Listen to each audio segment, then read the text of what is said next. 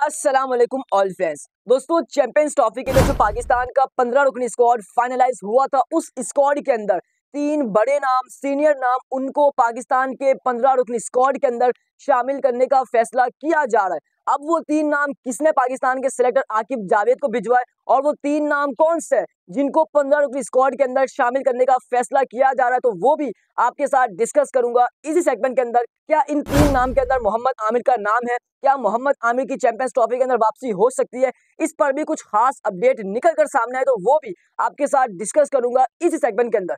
उसके अलावा एहसानुल्लाह के बारे में एक बहुत बड़ी खबर है, यानी जावेद आफरीदी जो पेशावर ज़ल्मी के मालिक है, उन्होंने एहसानुल्लाह को अपनी टीम के अंदर पिक करने का फैसला कर लिया है। जावेद आफरीदी ने एक बहुत बड़ी स्टेटमेंट जारी की एहसानुल्लाह के लिए, तो वो भी आपके साथ डिस्कस करूंगा इसी सेगमेंट के अंदर। उसके अलावा साइम अयूब को लेकर जो उनकी इंजरीज है, उसको लेकर फैसला हो चुका है, फैसला कर लिया है कि क्या साइम अयूब अब चैंपियंस ट्रॉफी खेलेंगे या नहीं। इसके ऊपर भी बहुत बड़ी अपडेट है, फैसला कर लिया है, तो वो भी आपके साथ डिस्कस करूंगा इसी सेगमेंट के अंदर। मगर उससे पहले मेरी आप तमाम फैंस से रिक्वेस्ट है कि आप तमाम फैंस मेरी वीडियो को लाइक, चैनल को सब्सक्राइब लाजमी करें और साथ साथ मेरे फेसबुक पेज को भी फॉलो करते जाएं। दोस्तों, सबसे पहले मैं आपके लिए एक सवाल रख देता हूं। जैसा कि आप सबको मालूम है कि जो पाकिस्तान का 15 रुकनी स्क्वाड है वो तकरीबन फाइनलाइज हो चुका है, मगर आप अभी भी पाकिस्तान के चैंपियंस ट्रॉफी के स्क्वाड के अंदर किन प्लेयर्स को देखना चाहते हैं, कितनी तब्दीली होनी चाहिए, किन प्लेयर्स को मौका देना चाहिए, उस बारे में कमेंट बॉक्स में उन प्लेयर्स के लाजमी नाम मेंशन करें। अब सबसे पहले बात करते हैं एहसानुल्लाह की।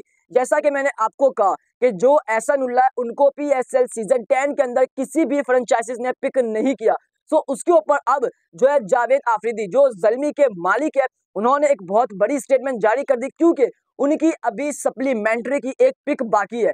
सो जावेद आफरीदी ने एहसानुल्लाह को अपनी टीम में खिलाने का फैसला कर लिया है। आखिर जावेद आफरीदी ने एहसानुल्लाह के लिए क्या पैगाम भिजवाया, क्या स्टेटमेंट जारी की, तो वो भी आपके साथ पहले डिस्कस करता हूँ। जैसा कि जावेद आफरीदी कहते हैं कि जी खुशखबरी, एहसानुल्लाह की फैंस और पेशावर ज़ल्मी के लिए बड़ी खुशखबरी। जावेद आफरीदी का एहसानुल्लाह को टेलीफोन कॉल पर राब्ता, एहसानुल्लाह की हौसला अफजाई की और हर किस्म ताउन करने की यकीन दहानी की, और शायद पेशावर ज़ल्मी अपनी सप्लीमेंट्री पिक में एहसानुल्लाह को पिक करने जा रही है। जराए से यही मालूम पड़ रहा है। क्या आप एहसानुल्लाह को पेशावर ज़ल्मी में देखना चाहते हैं? कमेंट बॉक्स में लाजमी बताएं।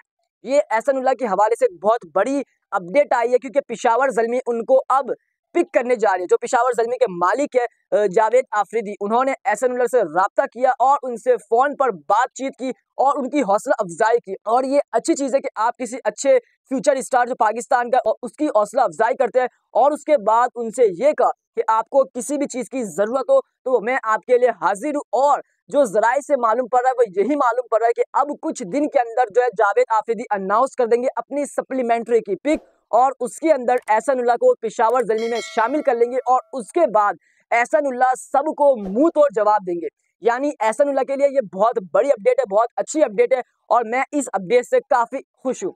अब उसके बाद बात करते हैं साइम अयूब की, फिर बात करेंगे तीन बड़े नाम, सीनियर नाम, जिनको चैंपियंस ट्रॉफी के अंदर शामिल किया जा रहा है, यानी फैसला कर लिया है। सो सबसे पहले बात करते हैं साइम अयूब की।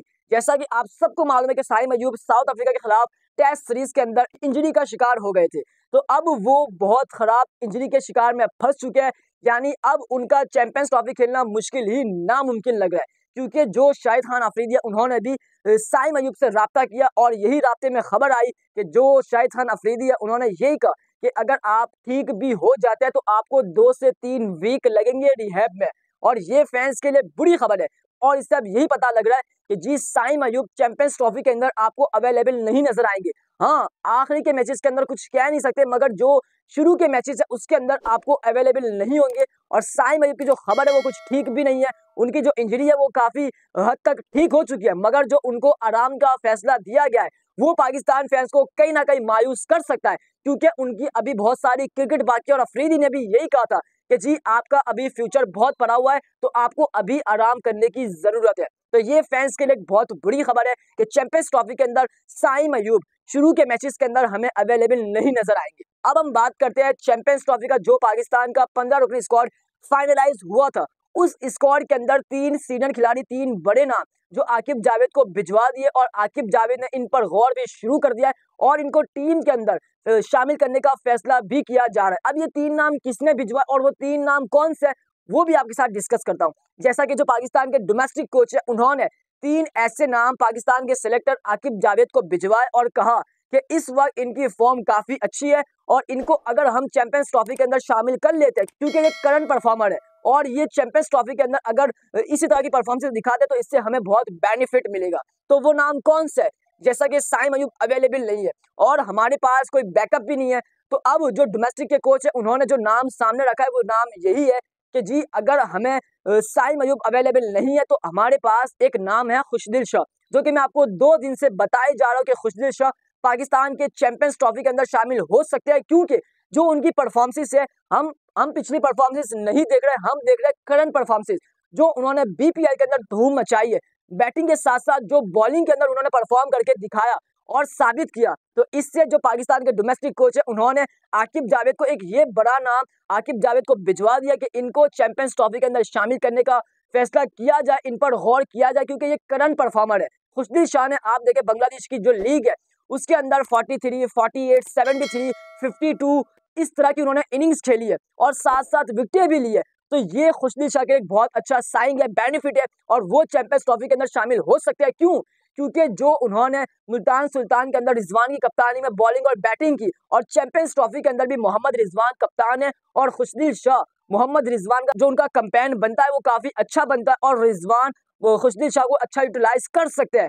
तो इसलिए जो पाकिस्तान के डोमेस्टिक कोच है उन्होंने एक नाम खुशदिल शाह का सामने रख दिया कि जी खुशदिल शाह इस वक्त करंट परफॉर्मर है और इनको शामिल कर लिया जाए। उसके बाद जो दूसरा नाम आया सामने वो नाम आया वसीम जूनियर का। वसीम जूनियर का किस बेस पर नाम आया? वसीम जूनियर का इस बेस पर नाम आया कि जो 7 टीमें जिन्होंने अपना स्क्वाड अनाउंस किया उसके अंदर हर टीम ने अपने 2 से 3, 3 से 4 प्रॉपर ऑलराउंडर खिलाए और पाकिस्तान के अंदर कोई भी ऐसा प्रॉपर ऑलराउंडर नहीं है, इसीलिए वसीम जूनियर का नाम शामिल करा, क्योंकि वो 6ठे और 7वें नंबर पर आके आपको पावर हिटिंग करके दे सकते हैं और वो 2 से 3 छक्के लगाने की सलाहियत भी रखते हैं और साथ साथ जो उनकी बॉलिंग की लाइन और लेंथ है वो भी काफी आउट क्लास है। तो दूसरा नाम वसीम जूनियर का सामने आ रहा है, मगर जो तीसरा नाम सामने आ रहा है वो नाम आ रहा है आमिर जमाल का। पाकिस्तान के कोच आकिब जावेद को ये कहते हैं कि जी हर टीम 3 से 4 अपने ऑलराउंडर खिलाड़ी है और पेसर्स में भी 1 से 2 ऑलराउंडर है, लेकिन हमारे पास ना स्पिन डिपार्टमेंट में ऑलराउंडर है ना फास्ट बॉलर में, तो आपको आमिर जमाल के साथ भी जाना होगा, वो प्रॉपर ऑलराउंडर है। वसीम जूनियर 2 से 3 छक्के लगाने की सलाह रखते हैं, मगर आमिर जमाल एक प्रॉपर ऑलराउंडर है और ये पाकिस्तान के लिए अच्छा साइन है और अच्छा साबित हो सकते हैं। तो ये 3 नाम सामने आ रहे हैं, मगर जो मोहम्मद आमिर के हवाले से अपडेट है वो यही अपडेट है कि जी अभी मोहम्मद आमिर पर कोई डिस्कशन नहीं कर रहा, हालांकि करनी चाहिए क्योंकि मोहम्मद आमिर एक एक्सपीरियंस बॉलर है। मोहम्मद आमिर पाकिस्तान का फ्यूचर बन सकता है क्योंकि अभी वो रिटायरमेंट है, लेकिन जब वो पाकिस्तान टीम में आएगा तो भाई वो आपको खामोश करके रख देगा, क्योंकि मोहम्मद आमिर की जो परफॉर्मेंस है वो हर दिन नई परफॉर्मेंस, नई उनकी बॉलिंग, नया मोहम्मद आमिर हमें नजर आता है। सो जी मोहम्मद आमिर अगर चैंपियंस ट्रॉफी के स्क्वाड के अंदर शामिल हो जाते हैं, उनको कर लिया जाता है, तो ये फैंस के लिए अच्छी चीज है, क्योंकि मोहम्मद आमिर ने बड़े बड़े इवेंट के अंदर पाकिस्तान का साथ दिया है, पाकिस्तान को मैचेस जितवाए, पाकिस्तान को इवेंट जितवाए, जिस तरह 2017 का चैंपियंस ट्रॉफी हम उसको भुला नहीं सकते।